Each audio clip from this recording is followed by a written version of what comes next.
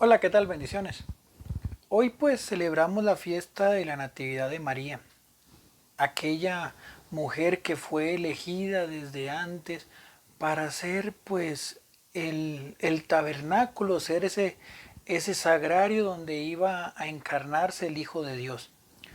Tal vez si le meditamos el Evangelio que hoy se nos propone, pues se nos puede volver muy tediosa ese primer capítulo del Evangelio según San Mateo, donde empezamos a leer una serie de personajes, algunos conocidos, algunos no, pero es esa genealogía de Jesús. Esta primera parte puede resultarnos muy tediosa o tal vez sin ninguna significancia, pero dentro de ella revela una gran verdad y es lo que es importante para que aprendamos a vivir dentro de nuestra fe y dentro de nuestro día a día. Nuestro Dios es un Dios de promesas. Él ha querido y es su anhelo y deseo que poder volver a unirse a su creación. Bueno, de hecho dio todo lo que tenía que dar. Él puso, como dicen popularmente, toda la carne en el asador. Él nos entregó a su Hijo para que se entregara por nosotros, para que ofreciera su vida.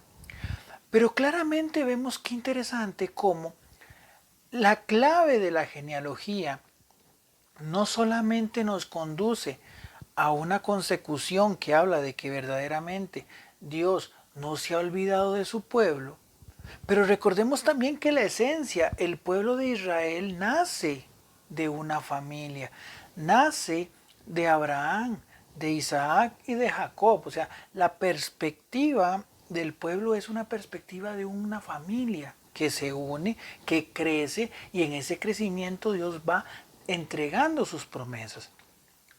Entonces, vean en esta primera parte cómo la bendición de Dios nosotros la vamos recibiendo a partir de nuestras familias, cómo nosotros como miembros de una familia, como tanto padres, las madres, los hijos, los abuelitos, o sea, toda esa consecución, todos somos corresponsables de que la bendición de Dios, de que la gracia de Dios pues brille y se manifieste en nuestros hogares.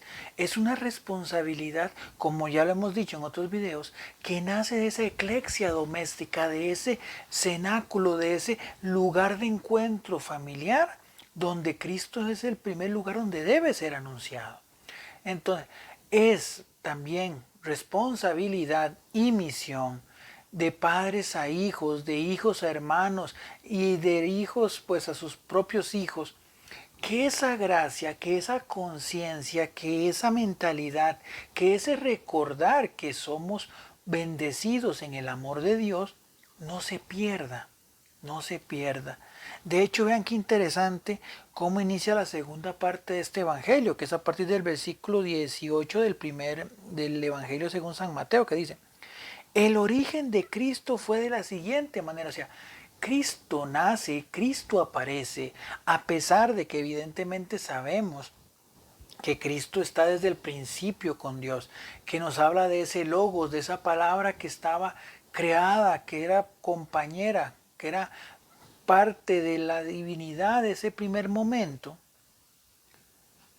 Él para encarnarse necesita, recurre, utiliza justamente el vientre de María, que ya había sido preservada desde su concepción, pero también la esencia de la vivencia de una familia.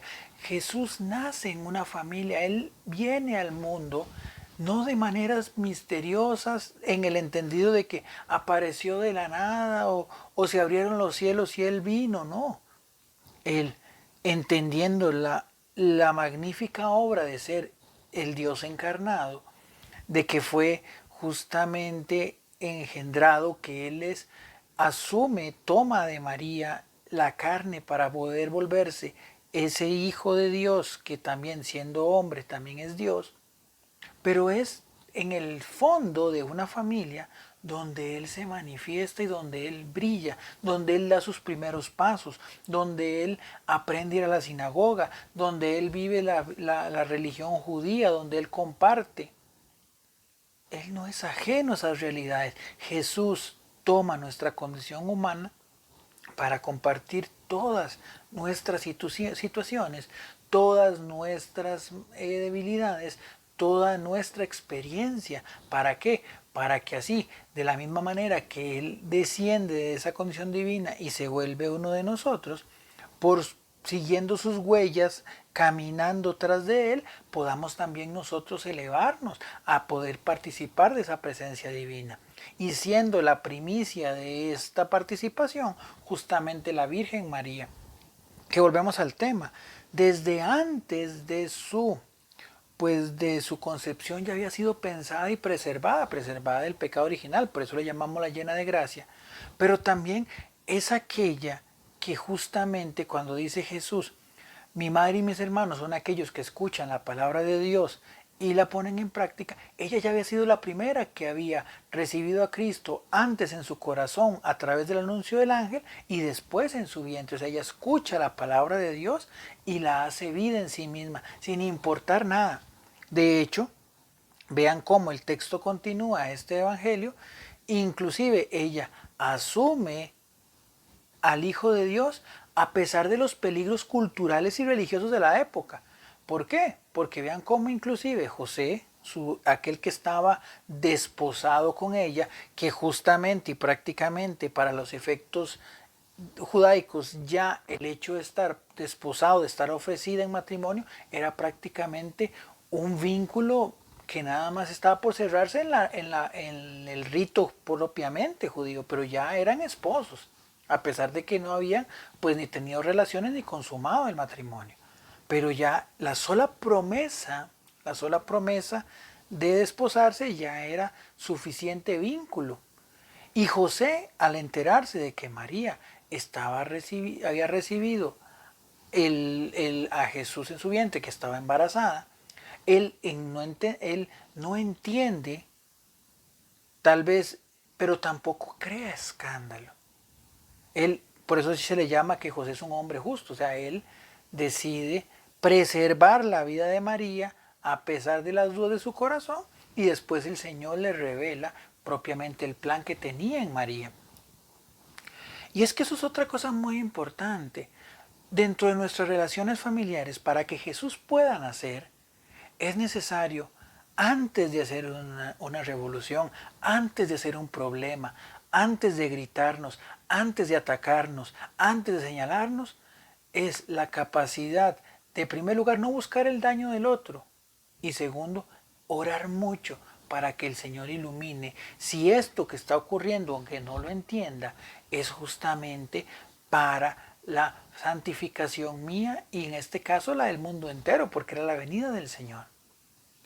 José demuestra que a veces nosotros nos dejamos llevar por el escándalo.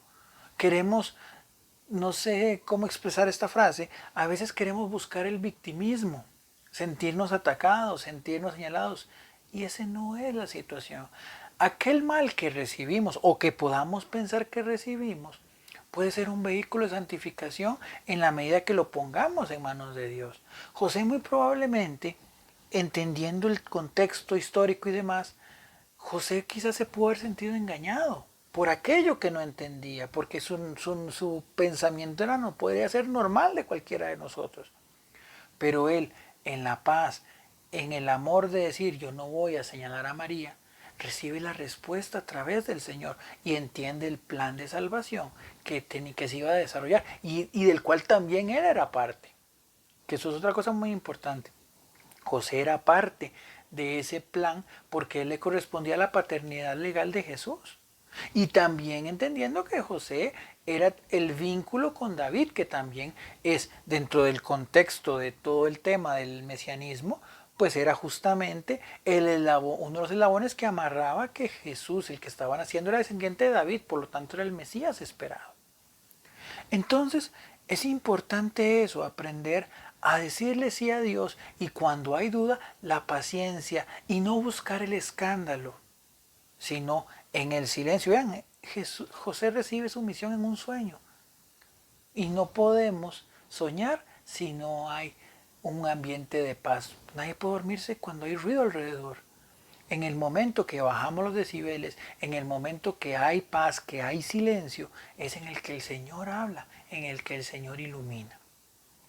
No en la violencia, no en el sobresalto, no en el grito, sino en la calma, en la paz, en la brisa.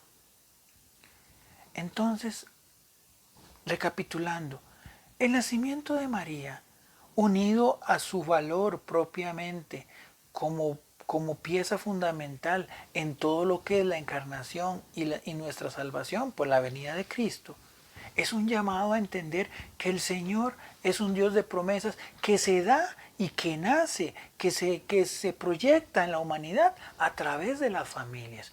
De aquellas familias que son capaces de dialogar, de aquellas familias que son capaces de orar, de aquellas familias que son pues justamente obedientes a los llamados que Dios le hace y que confiadamente escuchan y actúan, aunque tal vez no esté todo completamente claro. Ante los momentos de adversidad, ante los momentos de duda, ante los momentos de señalamiento, ante los ataques que la sociedad actualmente quiere dar a la familia, es ahí donde en la valentía de los hijos de Dios y la confianza, Cristo puede irradiar su amor y su gracia a los demás, al mundo entero. Esto es también la importancia de que cómo Jesús busca los medios más pequeños. Porque hoy, de hecho, la primera lectura del libro de Miqueas habla sobre Belén, una ciudad sencilla, una ciudad humilde, la más pequeña, dice justamente, la más pequeña entre los clanes de Judá, tal vez la que menos volvían a ver. Por su pequeñez fue donde apareció lo más grande, porque el Señor busca eso.